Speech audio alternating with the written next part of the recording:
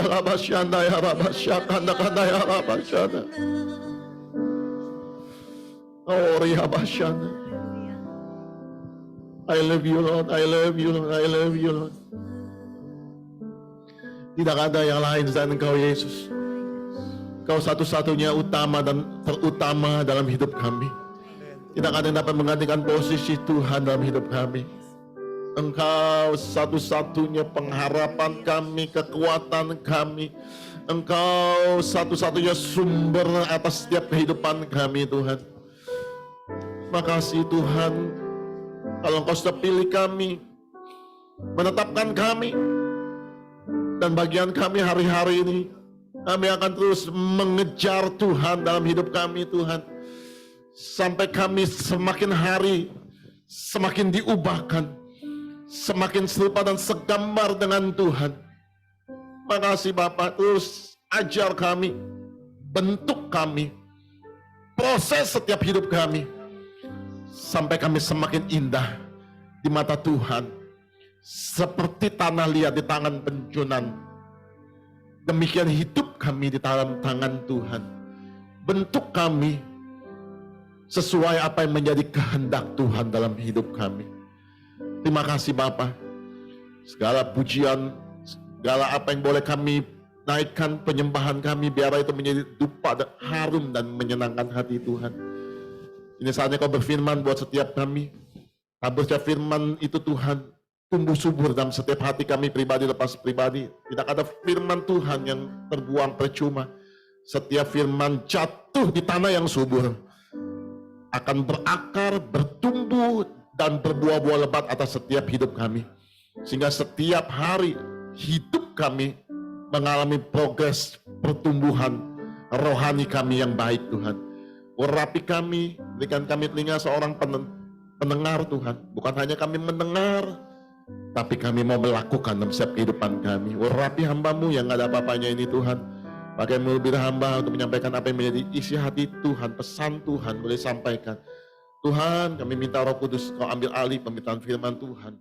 Biar bukan manusia yang berkata-kata, tetapi Roh-Mu yang boleh berkata-kata atas setiap kami Bapak. Terima kasih Bapak. Terus urapi kami Tuhan. Pujilah nama Tuhan. Engkau dahsyat, Kau Allah yang ajaib. Haleluya, haleluya, haleluya. Sama-sama kita katakan, amin. Beri kemuliaan yang beriah buat Allah kita, haleluya. Selamat siang, shalom. Silahkan duduk Bapak. Oh sudah duduk ya. Ya, luar biasa. Belum disuruh duduk, nggak boleh duduk tadi. Oke, terima kasih buat tim musik yang boleh membawa kita masuk dalam hadirat Tuhan. Oke, kita langsung aja masuk, saudara. Ya, ada satu ayat yang luar biasa, ya, di ayat di 2 Korintus 4. 2 Korintus 4 ayat 18. Ya, ayat ini pendek, kita boleh baca sama-sama. 2 Korintus 4 ayat 18. Yuk kita baca sama-sama dengan suara yang keras. 2, 3. Sebab kami tidak memperhatikan yang kelihatan, melainkan yang tidak kelihatan. Karena yang kelihatan adalah sementara, sedangkan yang tak kelihatan adalah kekal.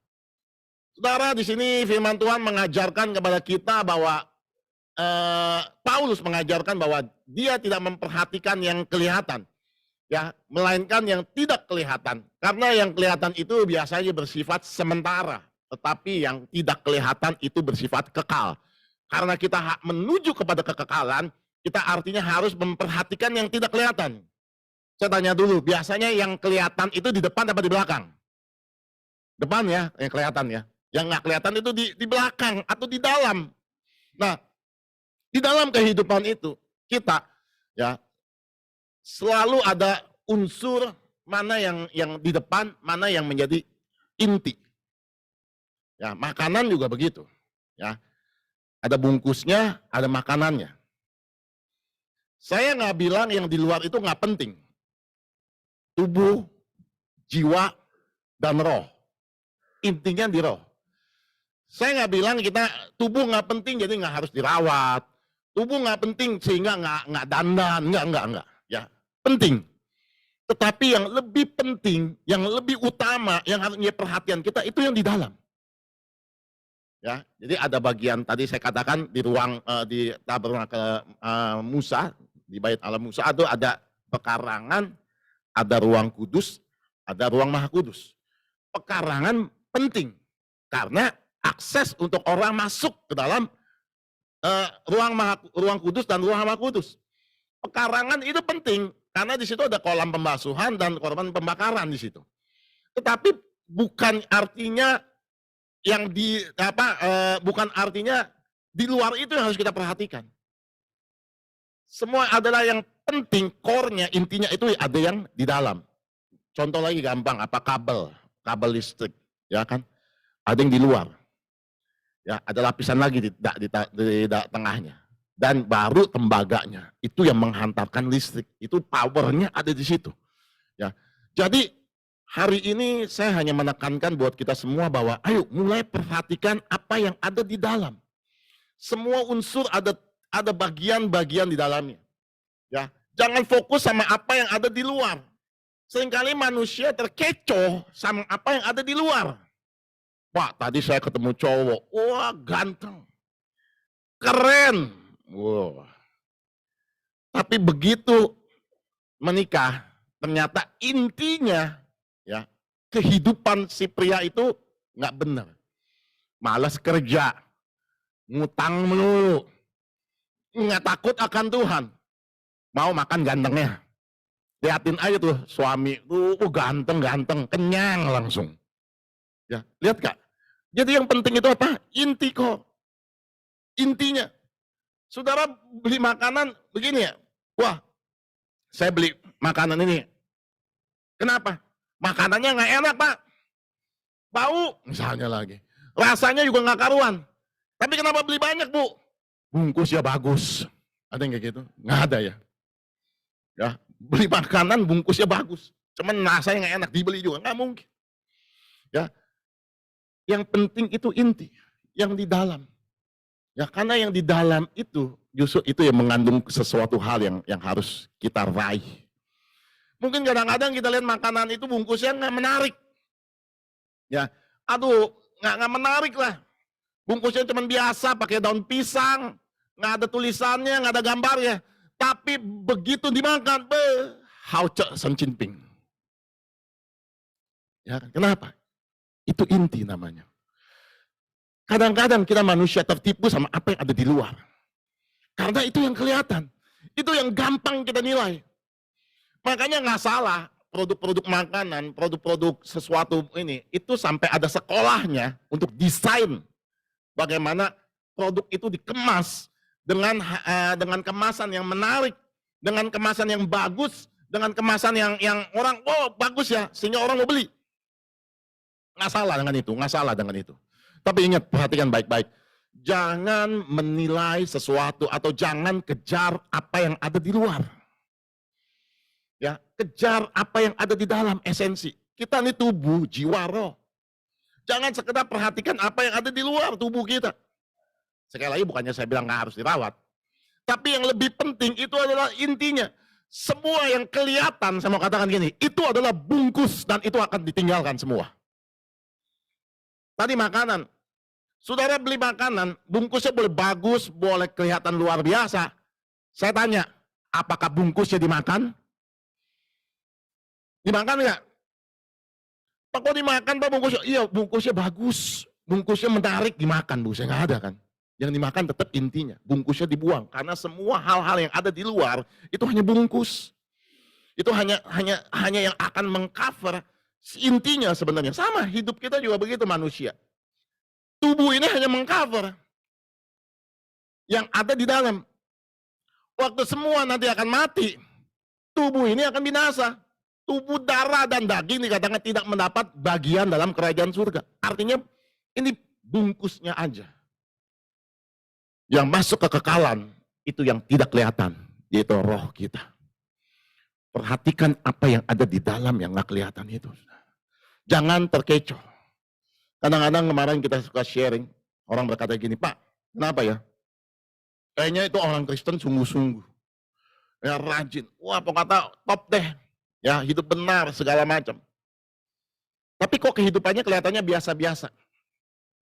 Ya mungkin secara pandangan dunia hidupnya miskin. Nggak punya apa-apa. Tapi pas satu sisi yang lain, ya orang yang lain, hidupnya nggak karu-karuan. Nggak percaya Tuhan.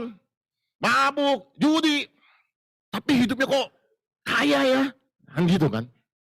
Kita compare kadang-kadang dengan hal yang kelihatan itu. Tapi dengarlah baik-baik. Tuhan nggak pernah lihat apa yang ada di luar, Tuhan lihat apa yang ada di dalam. Karena itu inti yang sesungguhnya yang Tuhan sedang nilai. Tuhan nggak lihat apa yang di luar. Hebat ya pelayanannya ya, hebat ya khotbahnya ya. Itu semua itu ada yang di luar. Tapi yang Tuhan lihat dan Tuhan cari ada apa yang ada di inti. Saudara, kemarin saya baca-baca mengenai tidur, ya. Ya, ini juga bicara mengenai inti, ya. Ingat di dalam inti itu ada power. Di dalam inti itu yang harus kita kejar. Karena di situ letak kuasanya. Kita boleh pelayanan hebat, tapi kalau sekedar pelayanan nggak kejar intinya, yaitu roh kita yang sungguh-sungguh sama Tuhan, nggak ada gunanya semua. Semua itu hanya retorika akhirnya. Semuanya itu hanya sebagai satu di luar yang kita bungkus rapi, yang kita bungkus bagus, yang kita bungkus, tapi Tuhan nggak lihat yang di situ. Ingat gak waktu Daud mau diurapi ya raja? Ya, Nabi Samuel ngelihat yang di luar. Kakak-kakaknya Daud, wah ini tinggi nih. Ini cocok jadi raja Israel pengganti Saul. Orang tertipu melihat apa yang ada di luar. Ini nih yang cocok gantiin Saul. Badannya gede, tinggi, sterok. Wah, ini nih. Kata Tuhan, bukan. Maju lagi kakaknya yang satu lagi. Ini kumisnya kayak gagang telepon ini. Ini nih gagah nih. Ya kan jalannya aja geter nih sampai lantai. Ini nih yang mau gantiin Saul nih. Kata Tuhan, bukan. Sampai anak-anak itu udah keluar semua. Samuel pusing. Yang mana lagi nih? Semua yang dilihat baik, ternyata Tuhan nggak bilang bukan. Sampai Samuel tanya ke Isai, ini anak lu cuma segini nih gitu bahasa hari-harinya. Oh, lupa. Anak lupa. Masih ada satu lagi. Ya enggak? Di mana? Tuh di padang rumput. Ngembalain kambing. Wow, hektaran nih kambingnya pasti ribuan nih. Enggak, 2-3 ekor. Ya, itu bukannya pengembala itu Mas saya bilang. Tukang jaga itu. Ya, 2-3 ekor. Panggil katanya. Dulu belum ada WA, kalau WA, panggil Ut. Ya kan datang. Panggil pergi pulang setengah jam mungkin. Sampai soalnya bilang, kalau dia belum datang, kita nggak akan makan. Jangan panggil Daud. Ya si Daud udah kemerah-merahan, kecil, ya kan? Mungkin udah bawa kambing lagi di situ, ya kan? Habis pelok-pelok kambing son. Tapi Tuhan berkata gini, urapi dia. Samuel kaget, mungkin nggak salah nih Tuhan. Ini anak bawa kencur, bawa kambing. Anak kayak begini diurapi ya raja. Mau jadi apa bangsa Israel nih? Gitu kira-kira. Tapi Tuhan bukan yang dilihat manusia. Yang dilihat di luar. Tapi aku melihat apa yang ada di dalam. Penilaian Tuhan bukan apa yang ada di luar. Tuhan nggak nilai kita apa yang ada di luar kita. Kita boleh hebat di luar. Kita boleh jago di luar. Tapi itu nggak berarti kalau yang di dalam yang penting itu nggak bernilai di hadapan Tuhan. Tuhan nilai apa yang ada di dalam. Mungkin kita sepertinya orang-orang biasa. Mungkin secara kasat mata kita nggak bernilai di mata dunia. Mungkin kita sepertinya di dunia, di mata dunia kita seperti kualitas nomor 2. Kita mungkin nggak masuk hitungan bahkan. Tapi dengar, waktu engkau perhatikan yang dalam, Tuhan yang lihat itu semua. Dan itu jauh lebih penting. Karena yang di dalam itu mengandung kuasa. Di pekarangan itu nggak ada apa-apa. Di ruang Maha Kudus itu belum ada apa-apa. Tapi waktu engkau masuk ke dalam intinya di ruang Maha Kudus, di situ ketemu Tuhan dan di situ intinya, di situ powernya, di situ kuasanya ada di situ. Jangan tertipu dengan apa yang ada di luar. Waktu kita hanya kejar yang di luar, wah kita mesti kaya, wah kita mesti banyak duit supaya orang lihat. Itu di luar semua, saudara. Tapi hari ini ayo bangun yang di dalam, yang gak kelihatan itu. Orang gak lihat kita. Orang nggak tahu, tapi itu di dalam, itu yang Tuhan lihat. Itu yang penting, saudara. Tidur ya, saya tidur ya, itu ada beberapa tahap ternyata. Saya pelajari. Ya, ada yang namanya tahap ini 3 tahap. Ya, nanti saudara boleh googling sendiri. Ya, kalau sudah pakai smartwatch juga di situ biasanya ada yang akan melacak kualitas tidur saudara waktu saudara pakai jam itu di waktu tidur. Ya, ada yang namanya REM. Ya, itu kualitas tidur yang pertama, REM, Rapid Eye Movement. Ya, di mana itu adalah tidur yang paling tidak baik. Ya, tidur orang bilang mungkin tidur ayam. Kualitas tidur yang nggak terlalu baik. Mungkin kenapa disebut rapid eye movement, kadang-kadang kita lihat kalau orang tidur matanya goyang-goyang ya. Nah, itu mulai istilahnya tuh kalau kata kapal udah mulai mau lepas landas, mau tidur gitu. Nah, ya kan? Tapi itu belum tidur benar. Ya, atau orang bilang kadang-kadang tidur ayam. Ya, kalau kita jagain orang sakit, apalagi di rumah sakit, tidurnya nggak enak kita, terus juga kita jagain orang sakit, keluarga kita, itu biasa kita tidur, tapi tidur ayam. Ya, kualitas tidur itu kualitas yang nggak baik. Saya mau katakan itu pekarangan, itu di luar. Masuk lagi yang namanya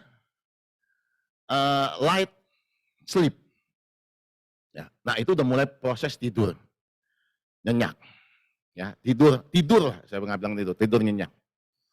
Nah, satu lagi masuk ke satu step lagi, dan itu yang paling penting, yaitu namanya deep sleep. Ya, deep sleep itu benar-benar tidur yang udah orang bilang, kadang-kadang kita bilang gini ya, gue tidur kayak orang mati lu. Nah, itu deep sleep. Kita sampai nggak tahu apa-apa. Itu deep sleep. Ya, dan saya belajari bahwa di dalam orang deep sleep itu inti tidur itu di deep sleep. Ya, manusia tidur itu harus memenuhi sekian persen, 23 sampai 40% kalau saya nggak salah. Itu harus dalam rentang tidur misalnya 8 jam, itu harus 23 atau 40% itu harus masuk ke dalam deep sleep. Kenapa? Deep sleep itu dikatakan semua organ tubuh kita, ya, semua dalam proses yang paling rendah bekerja. Otak kita bekerja paling minim, jantung kita bekerja paling minim, dan di situ akan banyak sekali enzim-enzim yang dikeluarkan tubuh untuk kesehatan seseorang itu. Wow, dahsyat ya. Namanya deep sleep. Waktu ada di dalam, di situ kuasa tuh bekerja, saudara. Tidur aja seperti itu. Makanya kadang-kadang orang bilang, kok dia jaga makan kok, tapi nggak sehat ya. Oh dia rajin olahraga kok, tapi nggak sehat ya. Mungkin bermasalah di deep sleep-nya itu. Ya, itu benar-benar nyenyak. Jadi dulu kita pikir gini ya, kalau ngimpi tidurnya pulas ya, kita dulu ya pikir ya. Oh gue tidur pulas loh, sampai ngimpi-ngimpi, itu salah. Justru waktu kita ngimpi, itu kita cuma masuk di ranahnya yang tadi, REM. Otak kita masih bekerja. Ya, ngimpi kan kita ingat kan, waktu bangun kita ingat, itu otak bekerja. Tapi waktu Anda deep sleep, Anda nggak ingat apa-apa. Saya pernah, contoh istri saya deep sleep, saya taunya bagaimana. Dia tidur, saya bawa galon air, itu galon jatuh, bisa bayangin nggak bunyinya? Galon air jatuh, tapi dia tidur. Nah itu namanya deep sleep. Ya, deep sleep itu keadaan yang orang susah dibangunin, itu deep sleep. Nah, saya nggak perpanjang di masalah tidur, ya nanti saudara tidur semua di sini. Ya, saya nggak perpanjang. Nanti sudah opak saya mau deep sleep tidur lagi, saya khotbah sendiri di sini. Ya, saya nggak perpanjang di situ, saya mau bawa begini. Semua itu yang penting itu ada di dalam, saudara. Kadang-kadang kita kejar Tuhan, hanya kejar yang di luar. Tapi kita nggak pernah masuk lebih dalam lagi di dalam inti core kita. Sekali saya mau katakan di luar itu yang kelihatan. Ibadah kita seperti ini kelihatan. Saya nggak bilang nggak penting ya. Ya saya kan bilang bukan yang kelihatan itu nggak penting. Tapi yang lebih penting itu esensi yang di dalam. Maksud saya begini, banyak orang mereka hanya menilai bahwa yang penting gua ke gereja. Ya, tapi bagaimana core yang di dalam kehidupan rohani kita itu seperti apa? Itu yang jauh lebih penting. Mungkin kita berpikir gini, yang penting gue pelayanan, setiap minggu gue pelayanin Tuhan loh. Ya, oke bagus, itu bagus, saya nggak bilang nggak bagus. Tapi yang jauh lebih penting lagi, bagaimana kehidupan yang di dalam itu yang jauh lebih penting. Di pekarangan nggak ketemu Tuhan, di ruang Maha Kudus kita ruang kudus nggak ketemu Tuhan, tapi di ruang Maha Kudus di situ Allah hadir karena ada tabut Allah di situ. Waktu kita puas hanya bermain-main di luar, kita nggak pernah lihat kuasa Tuhan turun buat kehidupan kita. Kadang-kadang kita bilang begini, Pak, saya lihat itu orang, ngalami mujizat Pak, ngalami pertolongan Tuhan. Saya lihat hidupnya enak Pak, saya lihat pertolongan Tuhan luar biasa. Tapi saya nggak pernah ngalamin itu Pak. Coba cek lebih lanjut hari-hari ini. Apakah kita hanya puas main di luar? Kita lebih tertarik apa yang kelihatan. Kita lebih senang bermain-main yang ada di luar itu. So mari hari ini masuk lebih dalam lagi. Ketemu kepada sang raja itu. Ketemu sama sang bapak itu di dalam. Jangan puas hanya ada di luar. Tadi pagi saya katakan orang di luar itu hanya orang Kristen ya karena dia udah masuk ke dalam pekarangan, bicara masuk ke dalam Injil karena ada 4 tiang di situ bicara 4 Injil. Waktu masuk di situ ada kolam pembasuhan bicara dia sudah dibaptis. Ya ada korban persembahan di situ mungkin sudah korban waktu mungkin pelayanan, mungkin sudah kasih persembahan, sudah bantu bangun gereja, kolektor, bagus itu semua. Tapi itu masih ada di pekarangan. Itu orang-orang yang hanya kelihatan.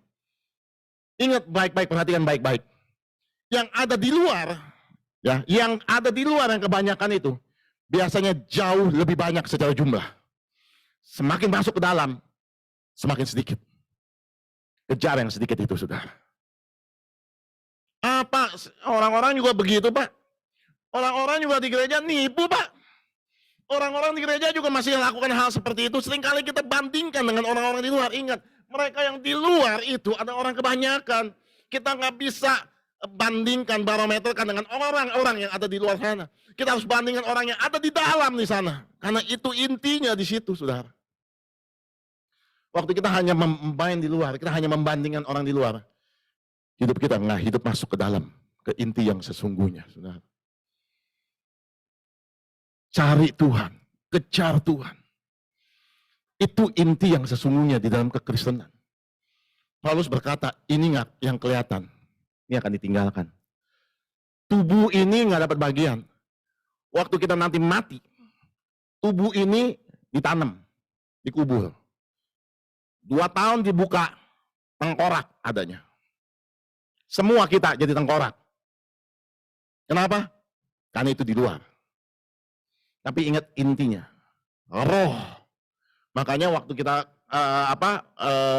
acara penguburan, kita bilang, debu tanah kembali kepada debu tanah. Tapi roh kembali kepada pencipta. Itu penting roh. Inti di situ semua. Saya hanya ingatkan jangan kejar yang kelihatan. Mungkin secara materi kita kalah sama tetangga sebelah yang nggak percaya Tuhan. Tapi secara roh, Paulus berkata, kita jauh lebih kaya daripada orang-orang di luar sana. Dia punya mobil 5. Kita punya sorga. Itu inti yang harus kita kejar. Jangan lihat yang kelihatan. Waktu kita lihat yang kelihatan, itu akan mengacaukan fokus kita sama Tuhan. Waktu kita perhatikan yang di luar, kita nggak lagi tertarik sama fokus yang dalam. Karena apa? Yang di dalam itu jauh lebih sulit. Yang di dalam itu perlu perjuangan, sedangkan yang di luar nggak perlu perjuangan. Makanya kebanyakan orang ada di situ. Waktu masuk lebih dalam lagi, itu sedikit orang. Sama, saudara. Ya, dalam satu kerajaan, istana raja. Saya pelajari sebuah kerajaan Media Persia. Ya, tahun 450 sebelum Masehi. Kerajaan itu begitu kaya sekali, bahkan sampai hasil penelitian waktu diketemukan itu ada ribuan ton emas, bukan ratusan, ribuan ton emas. Saking kayanya. Dan untuk masuk ketemu raja, itu protokolnya sangat-sangat ketat sekali, apalagi zaman dulu. Ya, orang dekat raja itu bisa disogok untuk bunuh raja. Ya, zaman dulu lebih repot. Apalagi kalau saudara yang senang-senang nonton film, mungkin kerajaan-kerajaan sudah akan tahu apa yang saya ceritakan ini. Yang di luar di pekarangan, orang boleh datang. Siapapun boleh datang di pekarangan. Tapi waktu masuk lebih dalam lagi, hanya orang-orang yang tertentu yang boleh masuk. Ya kan, mungkin prajurit-prajurit boleh masuk. Mungkin orang-orang yang melayani istana boleh masuk. Tapi begitu masuk lagi ke ruang dalam lagi, yang namanya ruang raja, singgasana raja, itu semakin dikit lagi orang yang boleh masuk ke situ. Ya, semua Screening begitu kuat sekali. Raja harus tahu orang-orang kepercayaan dia yang boleh dekat dengan dia. Kenapa? Raja bisa dibunuh. Orang bisa bawa pisau dan langsung tancap ke raja. Jadi begitu masuk lebih dalam lagi, orangnya semakin sedikit. Hanya raja yang kenal benar orang ini, yang tahu kesetiaannya, yang tahu latar belakangnya, yang tahu kehidupannya, yang boleh masuk ke dalam ruangan raja. Dan itu orang-orang pilihan, dan itu nggak banyak. Hanya beberapa orang yang boleh masuk. Nah, ini yang saya mau bicara. Itu inti masuk ke situ. Bukan kita senang apa yang ada di luar. Puji Tuhan, kita sudah dipilih Tuhan. Kita sudah masuk ke istana raja. Puji Tuhan, kita sudah dipilih Tuhan oleh karena anugerahnya. Kita boleh mengenal Yesus sebagai Tuhan Yesus Selamat. Kita sudah ada di pekarangan. Tapi itu bukan tujuan akhir. Kita di pekarangan itu baru start untuk masuk lebih dalam ke dalam. Nah, hari-hari ini saya cuma mau ngajak ini. Perhatikan kehidupan roh kita. Ini jauh lebih penting. Saudara boleh sukses, saudara boleh hebat. Tapi kalau roh kita ini jauh daripada Tuhan, itu nol di hadapan Tuhan. Tapi sebaliknya yang saya katakan, sudah sepertinya kelihatan sama orang itu dia nggak sukses, nggak masuk hitungan. Tapi waktu roh sudah terkonek sama Tuhan, sudah mengerti intinya, sudah bangun kehidupan rohani dengan baik, sudah bangun kehidupan rohani yang sesuai dengan apa yang Tuhan mau. Itu yang Tuhan perhatikan di situ. Dan saya mau katakan, masalah berkat itu tinggal tunggu waktu, saudara.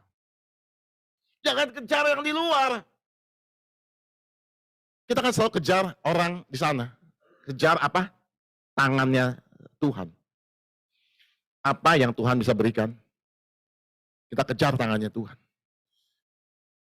Kita terjebak kadang-kadang. Untuk kita kejar tangannya Tuhan. Tuhan, apa yang kau bisa berikan buat saya? Tuhan, saya sudah melakukan ini. Apa yang Tuhan bisa kasih buat saya? Kita kadang-kadang lakukan itu. Tuhan, saya sudah ini, saya sudah ini, saya sudah ini. Mana Tuhan? Kita kejar tangannya Tuhan. Berapa daripada kita yang kejar hatinya Tuhan? Waktu kita dapat hatinya Tuhan, saya mau katakan, kita dapat tangannya Tuhan. Tapi waktu engkau kejar tangannya Tuhan, belum tentu kau dapat hatinya Tuhan. Ada satu kisah yang menarik. Ada seorang anak kecil berusia kurang lebih 7-8 tahun. Ayahnya duduk sedang baca koran. Anak itu datang. Dia duduk di pangkuan papanya. Anak itu peluk papanya, lehernya. Dia cium papanya. Dia katakan gini, I love you, Daddy. I love you so much, Daddy. Bapaknya dicium terus-terusan. Sampai bapaknya baca koran, dia mulai lepas tangannya dari koran. Dia cium terus anaknya. Bapaknya bilang begini, dalam hati dia. Ya kan, ini pasti nih anak mau beli apa nih. Ya kan, biasa gitu kan. Kan, anak itu terus ciumin papanya, I love you, Daddy, I love you so much, Daddy. Dipeluk, dicium. Sampai akhirnya bapaknya nggak tahan, dia bilang begini, nah kamu mau beli apa sih? Gitu kan. Kamu mau beli apa? Ya kalau bahasa Esternya begini, separuh dari kerajaan aku kasih nih, gitu. Kamu mau beli apa, nak? Anaknya bilang begini, saya nggak minta apa-apa, Daddy. Saya cuma perlu Daddy dan saya hanya butuh Daddy. I love you so much. Saya nggak butuh apa-apa, kata anak itu. Bapak itu tersentuh, saudara. Bapak itu nggak tahan. Pada saat ada seorang anak, dia peluk bapaknya. Dia nggak minta apa-apa. Dia minta hatinya, bapaknya. I love you so much, Daddy. Sebab banyak kita yang mengaku anak-anak Tuhan. Kita hampiri Tuhan dan kita peluk sama Tuhan. Tuhan, I love you so much. Saya nggak butuh apa-apa dari Tuhan. Saya butuh hatinya Tuhan. Itu yang Tuhan sedang cari hari-hari ini. Berapa banyak kita waktu datang sama Tuhan, kita sodorin 2 lembar. Daftar doa, daftar permintaan kita. Nih Tuhan permintaan saya. Saya minta ini, jagain ini, jagain ini. Kita suruh Tuhan untuk melakukan apa yang kita mau. Pernah yuk, sekali-sekali yuk. kita datang di hadapan Tuhan, kita nggak cari apa-apa. Kita hanya mau ketemu intinya, yaitu Sang Pemberi berkat itu bukan berkatnya. Makanya lagu itu terus mengiang di saya hari-hari ini. Di hadirat-Mu, ku sujud menyembah, ku cari wajah-Mu, dan bukan berkat-Mu, Kau yang maha tahu, dalamnya hatiku, tiada yang lain seperti diri-Mu. Cari hatinya Tuhan. Atau ilustrasi lagi. Seorang bapak luar negeri, berminggu-minggu, sang anak ini begitu rindu sama bapaknya. Suatu ketika bapaknya pulang, bapaknya nggak bilang-bilang dia pulang, karena dia ingin bikin kejutan buat anaknya. Waktu bapaknya mau masuk ke dalam rumah, anaknya sudah tahu bapaknya, karena dia mengenal langkah sepatu bapaknya. Betul aja begitu dibuka, papanya datang dengan membawa begitu banyak hadiah buat anaknya. Ada boneka, ada mainan kesukaan anaknya, ada segala macam berkantong-kantong di tangan bapaknya. Begitu dibuka pintunya, anak itu melihat bapaknya dan melihat begitu banyak kantong-kantong mainan yang ada di tangan bapaknya. Apa yang anak itu lakukan? Dia lari mendekati bapaknya. Lalu dia lompat ke bapaknya. Dia peluk. I love you, Daddy. Saya kangen sama papa. Dia nggak melihat apa yang bapaknya bawa. Tapi dia mengejar hati bapaknya. Apakah tangan yang bapaknya kasih nggak diberikan? Pasti diberikan. Tapi kejar intinya dulu, hati bapak. Sambung cerita yang tadi itu anak. Mau minta apa nak? Enggak. Mau minta apa nak? Enggak. Bapak itu nggak tahan sudah. Bapak itu nggak tahan. Dia teriak sama istrinya begini, Ma, makan malam sudah siap belum? Belum Pak. Berapa lama lagi? 1 jam kata mamanya di dapur. Oke. Dia bilang sama anaknya, nak, ayo kita pergi ke kota. Dia bawa ke toko mainan. Itu hati Bapak. Waktu engkau ketemu hatinya Tuhan, engkau pasti ketemu tangannya Tuhan. Makanya firman Tuhan berkata begini, kamu berdoa, kamu gak dapat apa-apa. Karena kamu salah berdoa. Yang kamu minta adalah untuk memuaskan hawa nafsumu. Pernah kita datang, kita gak minta apa-apa, kita hanya minta hatinya Bapak. Itu inti, saya mau katakan. Waktu kau ketemu di dalam itu, kau gak usah perlu minta apa-apa. Tuhan tahu setiap kebutuhanmu. Belum sampai engkau ngomong, Tuhan udah kasih, saya mau katakan. Tapi waktu engkau kejar tangannya Tuhan, kau akan miss. Kau gak dapat apa-apa. Karena kata Tuhan begini, terlalu banyak anak-anakku yang hanya cari tanganku. Gak banyak anak-anakku yang cari hatiku. Hari-hari ini, aku sedang mencari anak-anakku yang mencari hatiku. Karena hari-hari ini aku akan limpahkan segala kekuasaanku, kekuatanku, berkatku atas anak-anak yang mengerti hatiku. Itu yang Tuhan mau buat hidup kita, saudara. Mari yuk, hari-hari ini kejar. Jangan takut. Kita nggak usah minta apa-apa. Tuhan tahu kebutuhan kita. Jangan takut. Kita nggak bakal minta-minta, kita nggak bakal minjem-minjem. Kita Bapak nih begini nih kagak sempurna. Kita tahu berikan yang terbaik, betul? Kita berani korban buat anak kita, yang penting anak kita bisa sekolah dengan baik. Kita mungkin bisa ngirit-ngirit nggak makan, yang penting anak kita bisa kuliah. Kita bisa ngirit-ngirit makan, yang penting anak kita makan dengan baik. Kita bapak yang kayak begini modelnya, kita tahu mengasihi anak kita. Terlebih lagi dia bapak kita yang di sorga. Waktu engkau mengerti hatinya Tuhan, engkau nggak perlu minta. Saya nggak bilang sudah nggak boleh minta. Tapi waktu engkau tahu hatinya Tuhan, kau mengerti hatinya Tuhan, nggak usah minta. Bahkan ada satu ilustrasi. Di kerajaan surga itu ada namanya Dewan Kerajaan. Tempat musyawarah istilahnya. Ya, ada di Alkitab ada tulisan Dewan itu, saudara. Ya, tapi secara prakteknya kita nggak tahu gimana. Ini hanya ilustrasi aja. Mungkin di Dewan itu meeting. Ya, meeting. Bagaimana nih? Siapa nih? Mungkin laporan para malaikat, mungkin ini ilustrasi aja. Ya. Waktu Tuhan tersentuh hatinya oleh seseorang. Tuhan bilang begini nih. Nat, jawab doanya segera. Mungkin malaikat berkata begini. Ya tunggu Tuhan. Sebentar.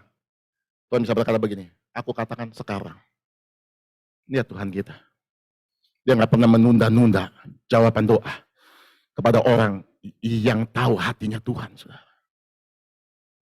Saya nggak bisa perpanjang. Saya cuma kasih ulasan sedikit. Saya baca kitab Esther. Esther itu berbicara mengenai anugerah dan persiapan untuk masuk ke hatinya raja. Esther itu dipilih untuk menggantikan Ratu Wasti. Dia dibuang sama raja karena waktu Raja Ahasuerus panggil Ratu Wasti, dia nggak mau datang.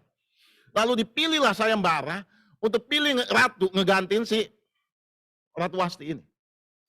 Saudara, Esther itu bukannya bersaing gampang, saudara. Itu bukannya dikumpulin di kerajaan lalu disortir mana yang cantik, mana yang enggak. Dari seluruh penjuru 127 provinsi, sudah boleh baca di Esther. 127 provinsi. Itu dicari dulu orang-orang yang paling cantik. Udah terpilih, baru masuk dalam kerajaan. Tahu jumlahnya? 4.500 sekian. Orang. Bagaimana menangin? Semua itu cantik. Semua itu sempurna. Seperti ratu kecantikan. Tapi Esther bisa menang satu. Dia bisa menangin hati raja. Ini berbicara mengenai anugerah. Kita sudah dipilih, itu anugerah. Kita sudah masuk dalam kerajaan, itu anugerah. Kita sudah masuk ke pekarangan, itu anugerah. Tapi itu masuk lebih dalam lagi, itu bagian kita. Waktu Esther bagaimana bisa memenangkan, mengalahkan saingan 4.500 wanita-wanita cantik yang sudah terpilih dari 127 provinsi yang ada. Dia mengerti hatinya raja. Dia dekat sama hatinya Hagai. Sama sida-sidanya raja. Bernama Hegai. Ya sudah boleh baca, nanti PR baca. Esther nggak banyak, cuma 4-5 pasal. Ya, dia ketemu sida-sidanya raja. Namanya Hegai. Waktu mau pemilihan, kontes, raja akan milih. Mereka itu selalu dikasih gini, lu pilih baju yang terbaik, lu pilih wangi-wangi yang terbaik, karena hari ini raja akan pilih. Semua wanita kontestan sibuk mencari mana yang terbaik, mana yang paling bagus, mana baju yang paling indah, mana wangi-wangi yang paling wangi. Mereka saling sibuk untuk bagaimana mempercantik hidup dia. Tapi beda sama Esther. Dia dekat ini, namanya istilahnya Hegai, itu sida-sida raja. Sida-sida raja itu orang yang dekat dengan raja. Sida-sida raja bahkan itu dia bisa masuk ke kamarnya raja. Ya, dia orang yang paling dekat. Esther cuma nanya begini. Apa kesukaan warna raja? Apa wangi-wangian yang raja suka? Hegai kasih tahu. Raja suka warna ini. Raja suka model baju seperti ini. Raja suka wangi-wangian seperti ini. Esther lakukan itu. Dia mengalahkan semuanya. Kenapa? Esther melakukan tepat seperti apa yang raja mau. Bukan apa yang orang lain mau. Sama seperti tadi saya katakan. Hidup kita hidup yang harus dipimpin sama roh. Hegai itu tanda kutip seperti roh yang pimpin bagaimana raja apa yang dia suka. Hidup kita itu seperti itu. Hidup yang dipimpin oleh roh tadi pagi saya katakan. Hidup kita bukannya kita lagi, bukan tentang kita. Tapi cari apa yang raja itu suka. Apa yang hati Bapak kita suka. Waktu kita mencapai di situ, kita masuk ke dalam inti core-nya itu. Dan kekristenan kita akan berbeda. Hidup kita akan berbeda. Saudara, ayo. Saya nggak bisa panjang-panjang. Saya satu pesan buat kita semua. Jangan puas dengan apa yang ada di luar. Tapi lebih lagi masuk ke dalam. Jangan nilai hidupmu apa yang ada di luar. Jangan bangga kita punya kekayaan. Tapi inti core rohmu jauh daripada Tuhan. Sebaliknya, jangan kau putus asa waktu sepertinya di luar kau nggak punya apa-apa. Tapi yang penting rohmu menyalanya dan itu core yang paling penting. Perhatikan yang nggak kelihatan. Itu jauh lebih penting. Yang di luar yang kelihatan itu hanya bungkusnya saja dan itu nggak berharga di hadapan Tuhan. Tuhan cari yang di dalam. Pertanyaan buat kita siang hari ini. Apakah Tuhan ketemukan itu dalam setiap kehidupan kita? Esther bisa mengalahkan ribuan ratu yang lain. Karena dia tahu hatinya raja. Dia masuk ke dalam intinya. Daud mengalahkan saingan koko-kokonya untuk jadi raja. Karena Daud mengerti core-nya. Dia masuk ke dalam penyembahan. Dia masuk waktu jaga kambing Noah. Dia hanya menyembah Tuhan. Dia ngerti core-nya. Nah, saya mau katakan gini. Orang boleh menilai apapun tentang hidupmu. Mungkin pendidikan mo nga tinggi. Mungkin orang bilang kau nga sukses. Tapi waktu kau mengejar hatinya Tuhan dan kau mendapatkan hatinya Tuhan, saya berani katakan, hidupmu akan berubah. Ada pintu-pintu baru yang Tuhan akan bukakan. Tuhan nggak pernah tahan waktu hatinya disentuh. Tuhan nggak pernah berhenti waktu hatinya disentuh. Sama seperti ilustrasi. Jam berapa kita makan malam? 1 jam lagi. Ayo nak, kita ke toko mainan. Beli apa yang kau suka.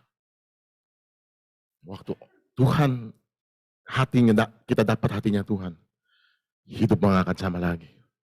Hidupmu akan berubah. Jangan datang hanya dengan daftar permintaan. Tapi seperti seorang anak yang datang kepada Bapa. Dan kita katakan, I love you Dad. I love you. Nggak ada yang dapat gantiin. Seperti tadi lagu yang kita nyanyi. Nggak ada yang nggak bisa gantiin. Nggak ada. Kamu minta apa? Nggak minta apa-apa Tuhan. Nggak minta. Saya cuma mau Tuhan. Itu sungguh-sungguh ya. Bukannya, wah ntar gue dapet nih. Bukan. Tuhan maha tahu. Tapi sungguh-sungguh. Waktu kita lakukan itu. Saya mau katakan, hidup kekristenan kita akan berubah. Nama Tuhan dipermuliakan. Orang akan melihat kita beda. Karena kita punya Tuhan yang dahsyat. Orang akan melihat karena kita punya Tuhan yang luar biasa. Orang melihat kita berbeda. Karena kita punya Tuhan. Raja di atas segala raja. Yang akan memulihkan, memberkati kita melimpah-limpah. Haleluya. Berikan kemuliaan yang mulia pada Allah kita. Haleluya. Saya undang pemain musik. Oh, Rabasyakanda ya Rabasyanda ya Rabasyanda.